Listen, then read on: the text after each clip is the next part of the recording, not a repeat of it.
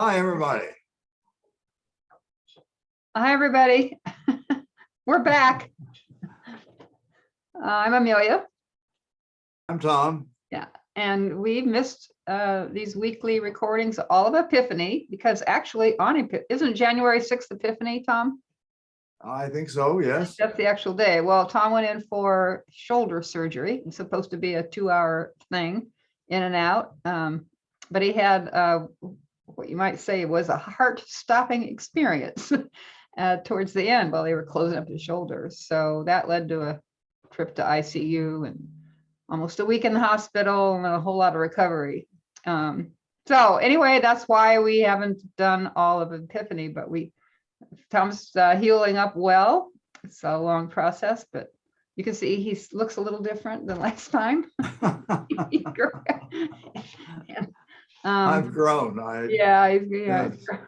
Made progress. Yeah, but we decided that Lent would be a good time to start up again. So bear with us as we get back into the swing of things. Anything else you want to say about all of that, Tom, before you tell us the story? Well, it's been quite a saga, and the beard is a symbol of that. So this has been, my sign of being tested over a significant period of time here. That's right. But I'm glad to be back. Yeah, good. All right, so Tom, speaking of testing, our story for the first Sunday of the season of Lent is a story of Jesus testing in the wilderness. Take it away, Tom. Okay, this is the story. Jesus returned full of the Spirit from the Jordan and was led in the Spirit into the wilderness, where he was tested by the devil for 40 days. During those days, he ate nothing, so that at the end of them, he was famished. And the devil said to him, "If you are the Son of God, tell this stone to become a loaf of bread." And Jesus said, "It is written, one does not live by bread alone." Then the devil took him up and showed him in an instant all the kingdoms of the world. And he said to him, "To you I will give their glory and all their authority, because it has been given to me, and I give it to whomever I please. So if you then will just worship me, it shall all be yours." And Jesus said, "It is written, worship only the Lord your God, and serve only the Lord." And then the devil took him to Jerusalem and placed him on the pinnacle of the temple. And he said to him, "If you are the Son of God, throw yourself down from here, for it is written,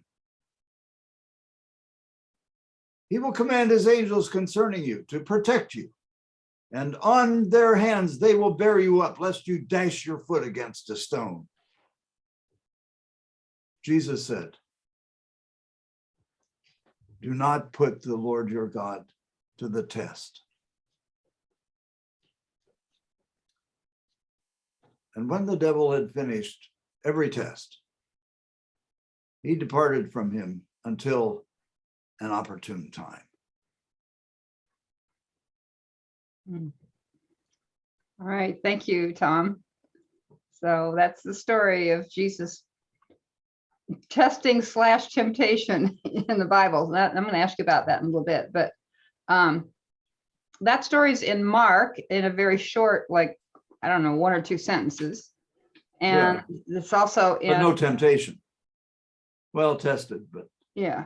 no story. Then it's in Matthew, which is a much expanded version, which, as you said, has specific temptations, 3 of them.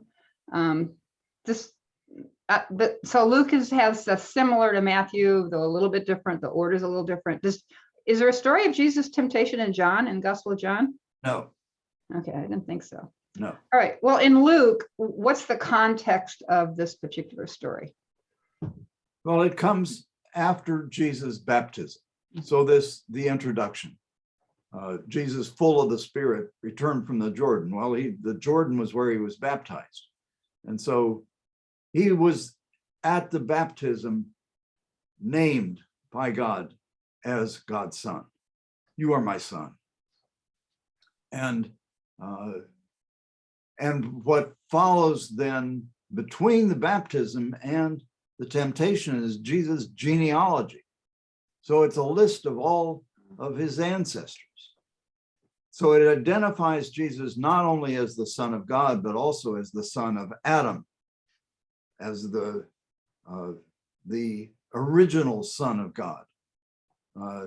So it sets this story then in the context of the whole history of Israel and of Jesus' ancestors. And that's really different than either Mark or Matthew, isn't it? Yes. Yeah. Another thing is Mark different. doesn't have a genealogy. Right. Matthew does, but it's right at the beginning. Yeah. Before the birth narrative. Right. And does this in Mark, at least, the Spirit, there's the baptism, and then the Spirit drives Jesus into the wilderness where he's tempted. It doesn't happen here. He's just full of the Spirit, right? Full of the Spirit, and he went in the Spirit. That it's sometimes translated by the Spirit, but the word in Greek is the preposition en, which can be translated as by, but its primary meaning is in the Spirit. So the implication in Luke is that it was in the Spirit that he went into the wilderness to be tested by the devil. Okay, so he's tested by the devil. In Mark, it's Satan. Is there some difference? And what does devil mean in Luke? Well, the devil was in Palestinian angelology, the archdemon. He was the embodiment of the powers of evil, and was the representative then of the powers of evil, the powers of this evil age. And so he was the basic meaning of the devil was the adversary or the opponent. So he was God's adversary, and who would also was also the accuser. So he would make the stories are of the devil accusing God of various things, of failing to protect the people, of illegitimate power, so on. So the devil is then the spiritual representative of the demons, of the powers of evil. Okay, sounds pretty similar to my understanding of Satan too, which is used in Mark.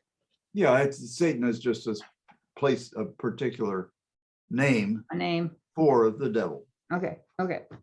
So the devil has these tests or temptations. What's the word? Is that the same word?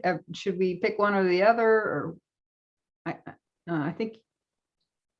What did you say? You said tested, I think. I say test, yes. Yeah. Okay. So talk about that. I think that's the best translation here for the word that Luke uses. Yeah. And this is, the tests, what the accuser would do would be to make charges and then would put God, and in this case, the Son of God, to the test. To see, no. And these three tests are spiritual tests. They are tests of the Son of God to see how he will use his power, the power of the Spirit that has been given to him. And so the question is, how will he use it? And that's the test. Okay. So will he use it to satisfy his own hunger, his own needs, his own interests?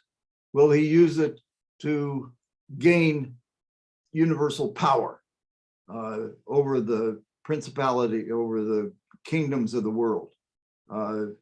Will he use it to protect himself from the consequences of his actions so that he will be saved, protected from death? So these tests are the unique tests that were present for the Son of God, who was then faced with, how will he use his power as Son of God? And in the stories then that follow, he uses it in the interests of the poor, of those who are in prison, in those who are the Gentiles, the enemies of Israel. So Jesus uses his power in other ways, but this is the test, the preparation for his ministry. And what follows are all the stories of the things that he did. Right, and this really hit me when I learned the story in Matthew, was that Jesus passed the test. He withstood the temptation to use his power in the ways the devil wants him to, opposing God, because he knew scripture by heart. He keeps saying, it is written. So, I mean, any biblical storyteller is going to love that. But yeah, that is what he would say to Satan when Satan would, or the devil would, propose that he do this or that. Jesus would say, no, because it is written. And then the really interesting thing is, and then the devil comes back with that same line. He kind of picks up on that. Well, it's written, which does, and one of the learnings from that, I think, is that just because something is written, the scriptures can be used for God's purposes, but the devil can also use the scriptures. So we have to pay attention to how we're using the scriptures. And I'm just realizing that I left out that in the his answer to the last test is, it is said, which is puzzling in a way, because the first reference to the bread is written in Deuteronomy 8:3. Then the second one is, the reference is, it is written in Deuteronomy 6:13, worship the Lord your God. And then the third is Deuteronomy 6:16. So there are things that are written, but this "it is said" is taken most, directly as a reference to the oral and the written law. Okay. But this last one, do not put the Lord your God to the test, is also written. So I don't know what this "it is said" means in a way that is different than the previous ones, but it's very interesting. Yeah, and that's different than Matthew. I think in Matthew, all of them are "it is written." So that's something a little bit different about Luke. For Luke, but that's interesting that maybe he wanted to point to or maybe he's more recently heard that. Who knows? But it is an interesting small distinction or difference. Right, and it's also that that Jesus recognizes that his source of power and resistance against the devil is the scriptures that he knew by heart, and that he could remember that. So the formation of memory was then central to his power as the Son of God. Right. Let's see, another detail in this story is that the devil took Jesus to the pinnacle of the temple. So help us visualize what the pinnacle of the temple would have been. Well, the first thing to say is we don't know what the pinnacle of the temple was. Oh. It is but it is taken as a reference to, Josephus called it the southeast corner of the temple, which was built right on the edge of the cliff that goes down to the Kidron Valley. So it was from the top of the temple, and by this we mean the temple walls, not the actual temple itself, in the midst of the temple enclosure, which was 35 acres of buildings and so on. So the one that was right at the edge of the cliff was on the southeast corner. So that's probably what is pictured, is that anybody who looks at the temple, say from the Mount of Olives on the other side of the Kidron Valley, what you see is this huge wall, this cliff on which the temple is built. So it would have been several hundred feet to jump down from the temple to the bottom of the Kidron Valley. Yeah, wow. Might visualize the Grand Canyon or something. Yeah, Yeah. right. Oh, so another detail I just love at the end of this story, which I know it's not in Mark, I don't think it's in Matthew, was that the devil departed until a more opportune time, which is quite ominous. Right. What do we take that to reference? Well, in Luke, there is the implication that Jesus is constantly facing temptations, tests as to how he will use his power as the Son of God. But this third temptation, this third test happens in Jerusalem, is clearly a forecasting of what will happen with Jesus' passion. Mm-hmm. That the opportune time for testing in relation to God was Jesus' crucifixion, and the testing that happened when he was not protected by God from dying. Well, actually, he gets sort of tempted by, didn't the priests say, if you're the Son of God, come off there, and the thieves say, yeah, save yourself, or the thieves, I'm not sure, Luke, how it goes, but the thieves, I think, also say that too, don't they? Right. In one of the Gospels, yeah. And that might be why Luke changed the order of the temptations from Matthew's version. So Matthew has that pinnacle business in Jerusalem as the second temptation. Right. And Luke puts it at the end, which does then point towards, as you said, what will happen in Jerusalem. Right. Okay, well, as a last question, what implications are there for this story with regard to ministries of justice and peace today? A central realization that is implicit